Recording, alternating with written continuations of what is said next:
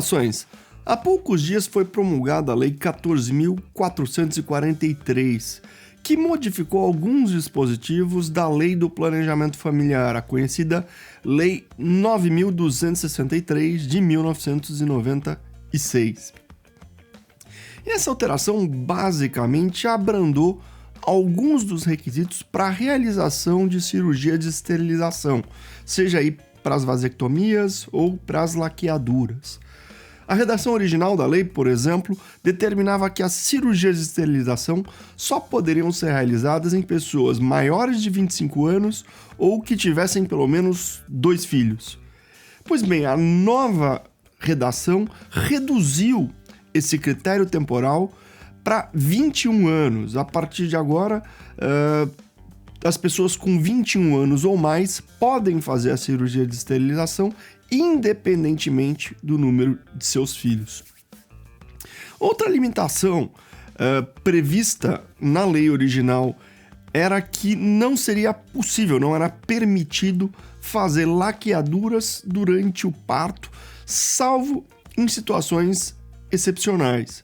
Com a nova lei, passa sim a ser possível realizar normalmente as laqueaduras durante o parto da mulher, desde que a declaração de vontade da gestante se dê pelo menos 60 dias antes da cirurgia. Por fim, a lei previa que a esterilização de uma pessoa casada dependia não só do consentimento dessa pessoa, como é óbvio, mas também da autorização expressa do seu cônjuge.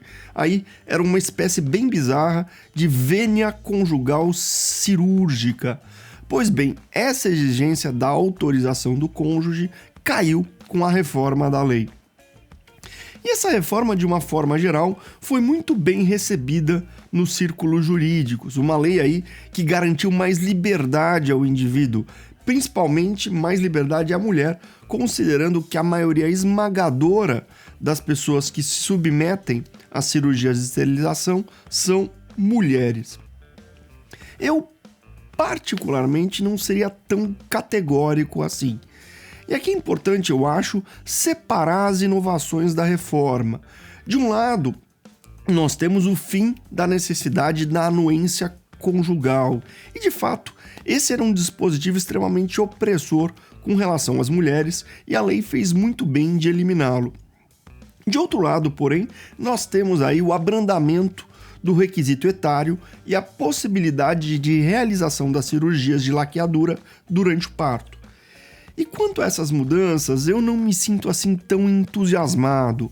Eu não acho que essas inovações tenham, de fato, promovido melhor os direitos das mulheres. E eu vou tentar explicar por quê. Vejam, a lei do planejamento familiar, ela é frequentemente criticada justamente porque ela impõe uma série de requisitos para a realização das cirurgias de esterilização. Ela exige que o sujeito ou que a mulher tenha 2 filhos ou então 25 anos, pelo menos na sua redação original. Muita gente afirma que essa seria uma lei machista, uma lei que acha que o papel da mulher é ter filhos e que por isso procura impedir essa mulher de decidir sobre o seu próprio corpo. E aqui eu acho importante colocar a lei no seu contexto. Na verdade, essa lei é fruto de uma demanda dos próprios movimentos sociais de defesa dos direitos das mulheres, dos movimentos feministas.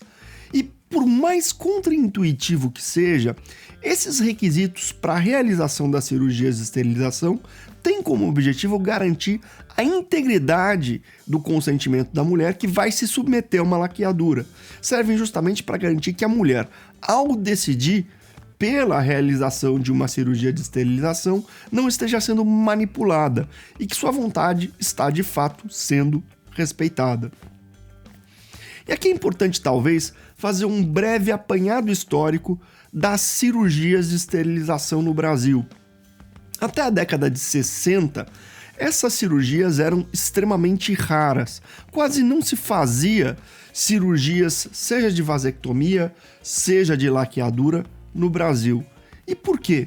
Porque havia, até então, uma franca aversão aos métodos contraceptivos. Uma aversão que era tanto moral quanto jurídica. Assim, por exemplo, durante muito tempo, os códigos de ética médica brasileiros proibiam que os médicos realizassem cirurgias de esterilização. O Código de Ética Médica de 1983 foi o primeiro a não proibir esse tipo de cirurgia. E não é que ele tenha permitido, ele simplesmente deixou de proibir, porque todos os códigos anteriores haviam proibido as cirurgias de esterilização. Aliás, até 1979 era contravenção anunciar método contraceptivo. Isso estava aí no artigo 20 do Código das Contravenções Penais. Pois bem, ocorre que a partir do final da década de 60 e até pelo menos aí a metade da década de 80, o que a gente viu no Brasil foi justamente o movimento oposto. As cirurgias de esterilização, especialmente as laqueaduras, começaram a se difundir muito rapidamente. Houve uma verdadeira explosão do número de laqueaduras feitas no Brasil. A tal ponto que, em 1986, os dados do IBGE revelaram que 44% das mulheres brasileiras em idade fértil estavam esterilizadas. Para se ter uma noção, aí, um parâmetro comparativo, esse índice era aí na mesma época de 8, 9% em países desenvolvidos. França, Itália, enfim, Inglaterra normalmente ficavam em 8 a 9% da população fértil esterilizada. E mesmo em países em desenvolvimento mais próximos do nosso, como por exemplo o México, essa porcentagem de mulheres esterilizadas em idade fértil era de apenas 19%. E por que esse número de esterilizações femininas cresceu tanto no Brasil? Porque no Brasil, as laqueaduras foram utilizadas dentro de uma política velada, uma política aí não declarada, de controle de natalidade, destinada principalmente a conter o crescimento da população mais pobre. Essa proposta de tentar diminuir o crescimento populacional da baixa renda, da população de baixa renda, tinha basicamente dois fundamentos. Primeiro, um fundamento econômico. A partir da década de 60, passou-se a difundir a ideia de que a alta taxa de natalidade, principalmente da população mais pobre, era a principal causa da miséria no Brasil. Por que o Brasil era um país pobre, segundo algumas pessoas? Porque, para elas, o problema é que nascia muita gente pobre. A população carente, de fato, é normalmente a população que tem mais altas taxas de natalidade. E para essas pessoas, então, a solução da pobreza no país era muito simples. Bastava evitar que nascesse tanta gente pobre. Bastava implementar políticas destinadas a impedir que essas pessoas tivessem muitos filhos. Em outras palavras, o que elas queriam é implementar um verdadeiro higienismo social por meio dos métodos contraceptivos. Mas havia também uma segunda razão, uma razão de ordem política. Vale lembrar aqui que nós estávamos no ápice da Guerra Fria e que havia, à época, uma grande preocupação das potências capitalistas que as altas taxas de crescimento populacional existentes aí nos países mais pobres, aliadas justamente ao cenário de miséria presente nesses países, que isso tudo poderia conduzir a um cenário de instabilidade política. E vale lembrar que a Revolução Cubana tinha ocorrido há pouco tempo e que ela conseguiu implementar um regime comunista numa ilha que estava aí a cerca de 300 quilômetros da costa dos Estados Unidos. Havia, portanto, uma preocupação dos países ricos, e especialmente dos Estados Unidos, em evitar que esse tipo de fenômeno se repetisse em outros países da América Latina.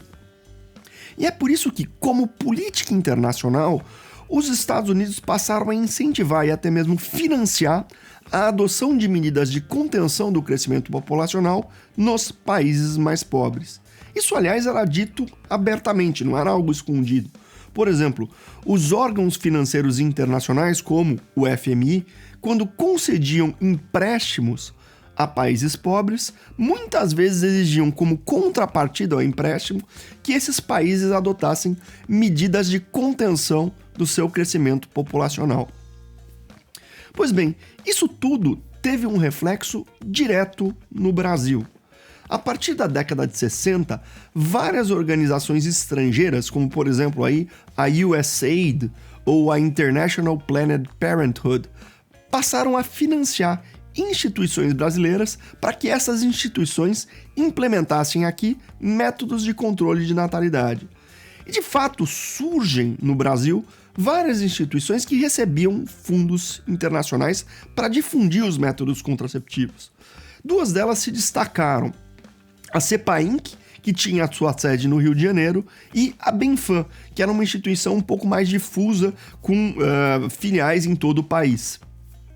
E a forma de ação dessas instituições era muito semelhante. Elas basicamente facilitavam e difundiam a realização de laqueaduras, principalmente entre mulheres das camadas sociais menos favorecidas. Seja aí realizando diretamente esse tipo de cirurgia, seja custeando a realização de laqueaduras, seja capacitando médicos para que eles tivessem condições de realizar laqueaduras, enfim, fornecendo equipamentos, uma série de medidas aí para tentar difundir as laqueaduras no Brasil. E por que havia essa preferência pelas laqueaduras? Porque elas são o melhor método para controlar o crescimento populacional. Em primeiro lugar, elas são um método contraceptivo irreversível. Não dá depois para a mulher voltar atrás, para ela se arrepender da laqueadura que ela fez. Hoje até existem, na verdade, há sim técnicas de reversão da laqueadura, mas essas técnicas são caras e não têm 100% de eficácia. Em segundo lugar, porque as laqueaduras podem facilmente ser realizadas durante o parto cesariano. A equipe médica faz um corte aí para retirar a criança e já tem acesso direto às trompas da mulher e pode realizar a laqueadura ali mesmo. Isso era bastante prático, inclusive porque permitia que a laqueadura fosse realizada sem gerar maiores desconfianças das autoridades. Afinal, como eu já falei, as cirurgias de esterilização eram, durante muito tempo, proibidas no Brasil. Não é coincidência, aliás, que foi também nesse mesmo período, a partir da década de 60, no final da década de 60, que as cesarianas passam a ser mais e mais comuns na prática médica brasileira. Até então, os partos naturais eram muito mais prevalecentes. E vejam que até hoje, o Brasil, em razão dessa herança, tem índices absurdos de partos realizados por meio de cesarianas. Bom, talvez você esteja aí pensando, que ótimo, se essas instituições começaram a oferecer cirurgias de laqueadura para mulheres de baixa renda, significa que essas mulheres passaram então a ter acesso a técnicas contraceptivas que até então elas não podiam realizar. Só que não é bem assim. E por que não é bem assim? Esse incentivo às laqueaduras, ele não tinha por objetivo favorecer os direitos reprodutivos das mulheres, o direito delas de escolher se querem ou não ter filhos, quantos filhos querem ter. O propósito era justamente instrumentalizá-las para evitar o crescimento populacional. Vejam, não havia uma preocupação em conscientizar essas mulheres sobre os riscos e sobre as consequências dessa cirurgia. Não havia aí o oferecimento de outros métodos contraceptivos alternativos e que são menos drásticos que a laqueadura. Oferecia-se a laqueadura durante o parto e pronto. E o consentimento da gestante era muitas vezes obtido de forma precária ou até mesmo desonesta. Por exemplo, eram muito comuns relatos de mulheres que foram convencidas a realizar a laqueadura no momento que estavam dando à luz, no momento que estavam sentindo as dores do parto. Vejam, é óbvio que nenhum consentimento obtido nesse momento é um consentimento refletido. E muitas dessas mulheres, principalmente aquelas que foram incentivadas a realizar laqueaduras muito jovens, com 20 e poucos anos, acabavam depois se arrependendo. Só que daí já era tarde demais. A cirurgia, como eu disse, é irreversível. Mas pior do que isso, havia também muitos relatos de mulheres que foram laqueadas durante o parto sem o seu consentimento. A equipe médica retirava a criança, fazia uma cesariana, retirava a criança e laqueava a mãe sem que ela tivesse se manifestado sobre o assunto. E, infelizmente, aliás, essa é uma prática muito comum ainda hoje na realidade brasileira. Uma breve pesquisa aí nos sites dos tribunais brasileiros revela uma enormidade de casos atuais de mulheres que estão se queixando porque foram laqueadas durante o parto sem o seu consentimento. Foram laqueadas porque o médico acreditou que caberia a ele decidir se aquela mulher deveria ou não ter mais filhos. Muitas vezes, essas mulheres nem ao menos são informadas de que foram laqueadas. Elas só vêm a descobrir que elas se submeteram a essa cirurgia depois de anos e anos tentando engravidar sem sucesso. Pois bem, esse problema social grave, o problema social da esterilização em massa e manipulada das mulheres, começou a ser objeto de denúncias aí, de debates, principalmente na década de 80. Mas ele entrou em pauta com muito mais força em 1991, já em pleno regime democrático, por meio de uma comissão parlamentar de inquérito que foi instalada justamente para investigar essas denúncias de esterilização em massa das mulheres brasileiras. E essa CPI, essa Comissão Parlamentar de Inquérito, chegou à conclusão que sim, que essas instituições como a CEPAINC e a BEMFAM haviam sim manipulado a população feminina para conter o crescimento demográfico. E como solução ao problema, a CPI propôs um projeto de lei para regulamentar o planejamento familiar no Brasil, que é justamente o projeto de lei que deu origem à Lei 9.263 de 1996. E, de novo, é importante ressaltar que essa norma, à época, teve o apoio muito forte dos movimentos de proteção dos direitos das mulheres. Bom, tendo esse processo histórico em mente, é muito mais fácil da gente entender por que das condições à realização da laqueadura impostas pela Lei do Planejamento Familiar. O objetivo dessas medidas não é impedir o exercício do direito de escolha da mulher, mas sim garantir a integridade do seu consentimento. Garantir aí que a mulher só vai se submeter a uma laqueadura com conhecimento de causa, sabendo das consequências dessa cirurgia e que ela não vai se arrepender depois de ter realizado a laqueadura. E por que dessas duas limitações mais drásticas? Por que razão só mulheres com mais de 25 anos ou com pelo menos 2 filhos é que poderiam ser esterilizadas? Porque havia, à época, uma série de estudos empíricos que demonstravam que os índices de arrependimento eram enormes quando a laqueadura era realizada numa mulher que tinha menos de 25 anos ou que tinha menos de 2 filhos. E aqui nós temos outro fato digno de nota. Essa lei, a Lei do Planejamento Familiar, contou também com a participação da ciência. Aqui eu destaco principalmente o trabalho de professores e pesquisadores da Universidade Estadual de Campinas, a Unicamp. A Unicamp, na verdade, ela tinha 2 núcleos que pesquisavam temas afeitos aos direitos reprodutivos das mulheres. De um lado, os estudos de demografia e ciências sociais.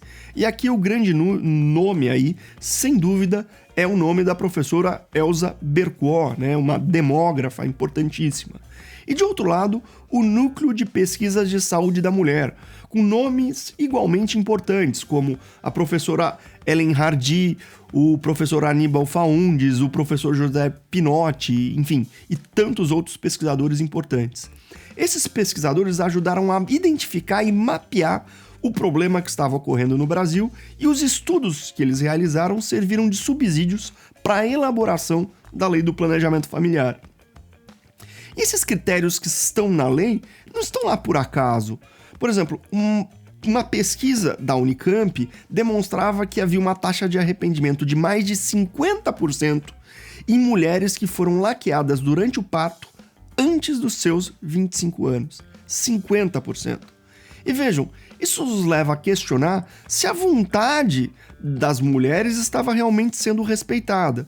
Porque o consentimento, na verdade, ele não se reduz ao paciente dizer sim, eu aceito.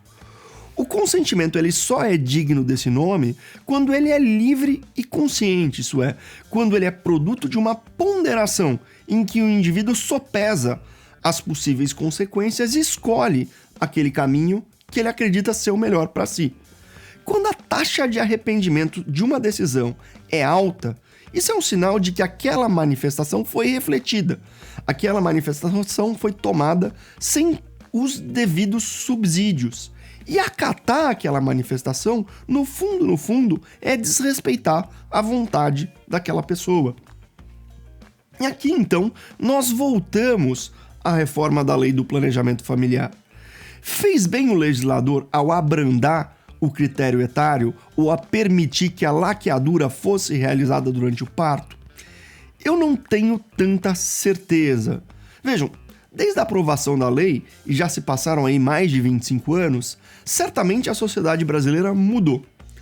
É bem provável que aquelas pesquisas da Unicamp realizadas na década de 80 e 90 sobre o arrependimento não sejam mais aplicáveis no dia de hoje. Mas para modificar a lei, seria importante que outras pesquisas fossem realizadas, demonstrando aí que aquele problema relativo à taxa de arrependimento hoje não é mais tão grave assim, que mulheres que realizam laqueadura com 22, 23 anos nem por isso se arrependem. E o problema é justamente esse. Eu não vi nenhum estudo nesse sentido. E aqui vejam, é preciso que nós, operadores do direito, que nós, juristas, sejamos um pouco menos afoitos, que nós sejamos um pouco menos arrogantes. A gente precisa se conformar que, muitas vezes, antes de modificar uma lei, nós precisamos ouvir o que a ciência tem a nos dizer. Pois bem, termino aqui esse vídeo com os pedidos de sempre. Deixe o seu like e subscreva o canal da RDCC. Até a próxima!